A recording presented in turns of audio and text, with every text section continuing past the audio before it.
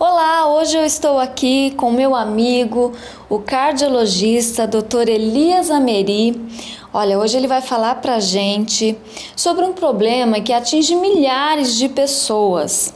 Inclusive, ele passou por este problema por vários anos. Foi aí que ele resolveu fazer uma pesquisa que é sobre enxaqueca, que muita gente sofre com isso, né, doutor? Tudo bem?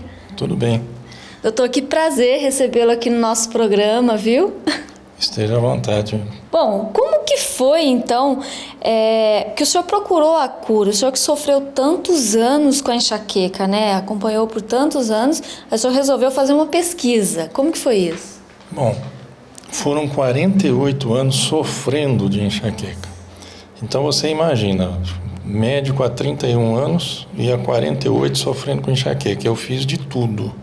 Tudo que a medicina dispunha de mais moderno, de mais recente. Sou estudioso em enxaqueca desde os anos 70, tá? E sem sucesso algum. Então, eu tomei conhecimento de uma droga para o coração em maio de 2009.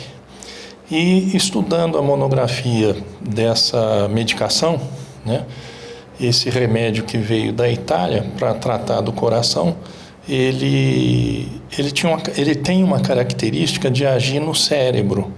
Não tem nada a ver o cérebro com o coração, nesse sentido dessa medicação. Então, o remédio é para o coração. O remédio é para o coração. Pelo fato de eu estar preparado cientificamente para pegar coisas que podem melhorar a enxaqueca, quando eu li a monografia, eu encaixei essa medicação no controle da enxaqueca. A enxaqueca não tem cura. Né? Então, para controlar a enxaqueca... É igual diabetes. Exatamente.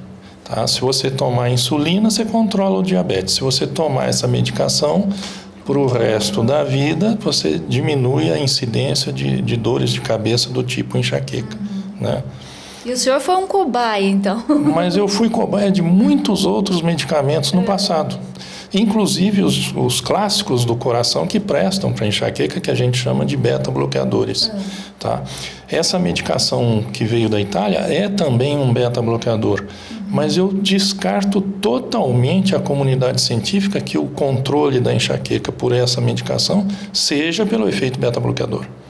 É por um outro efeito que eu me atrevo a afirmar que a causa da enxaqueca foi identificada, que é a deficiência de produção de óxido nítrico no tecido cerebral.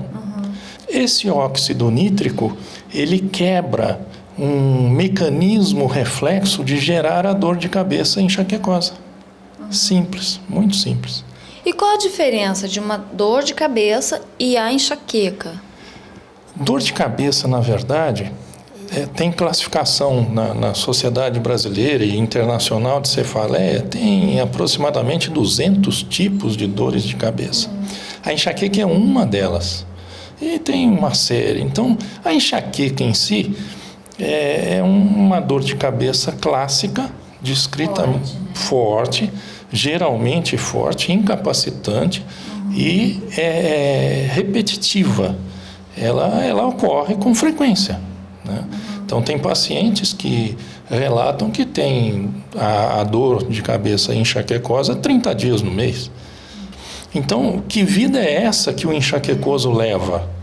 E que faz o tratamento, que toma os remédios preconizados, os remédios que são considerados padrões, né? Dentro da neurologia, dentro da Sociedade Brasileira de Cefaleia.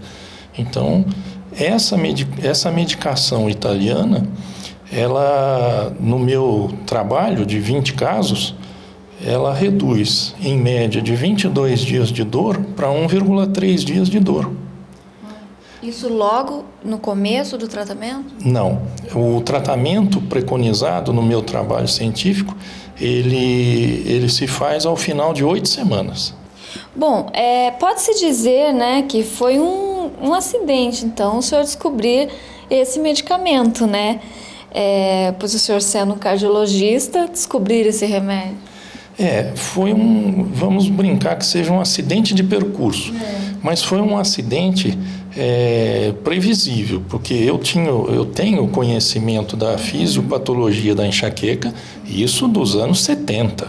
Tendo esse conhecimento e acidentalmente, ao ler a monografia de um remédio para o coração, eu encaixei os fatos, né? Se esse medicamento age nas enzimas do tecido cerebral, aumentando a produção de óxido nítrico, e aí a explicação.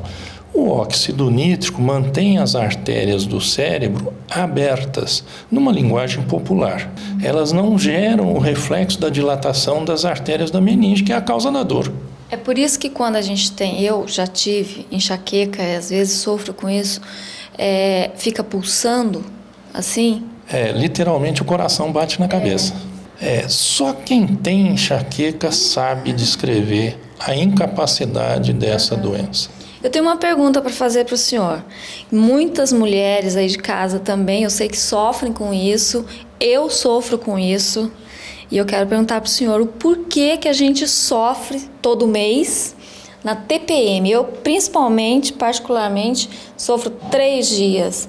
Bom, é conhecido de muitos anos que a influência dos hormônios femininos potencializam, aumentam a intensidade da enxaqueca. Então, os hormônios femininos atuam diretamente nos vasos sanguíneos. Entendi. E também um outro fato, tem a ver a enxaqueca com alimentação, com alguns alimentos? Eu diria o seguinte, não precisa ser alimento. Os 5 órgãos dos sentidos podem servir de gatilho para desencadear uma crise de enxaqueca.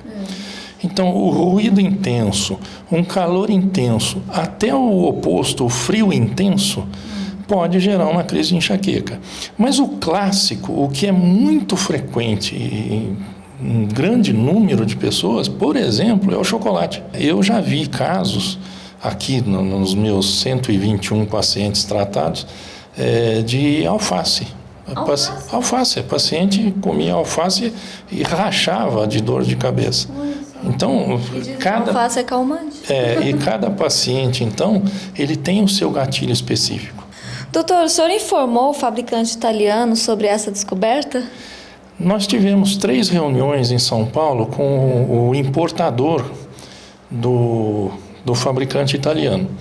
E nós mandamos o trabalho científico para a Itália e eles vieram ao Brasil conhecer o trabalho. Tá?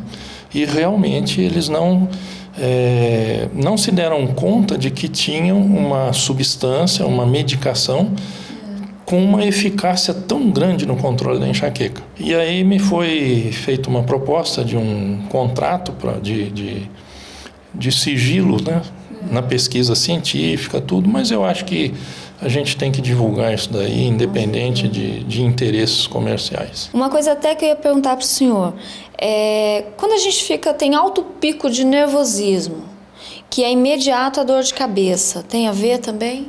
Tem. As descargas dos hormônios do estresse, né? Adrenalina, noradrenalina, tudo, eles atuam diretamente no diâmetro, no tamanho das artérias.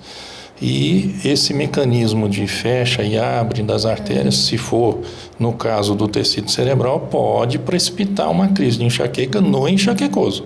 Tá? Bom, doutor, como eu sei que esse assunto tem muita coisa para falar, né? A gente vai continuar esse assunto na próxima semana, no próximo programa. Vou continuar com o doutor aqui, a gente vai continuar a entrevista, porque o tempo do doutor aqui, né? Não dá para estar voltando, né, doutor? É difícil. Muitas consultas, é difícil a gente conseguir um tempinho para estar aqui com ele gravando. Hoje a gente conseguiu, então nós vamos continuar aqui o nosso bate-papo com essas informações valiosíssimas, né, sobre enxaqueca. Então, obrigada, viu, doutor? Disponha.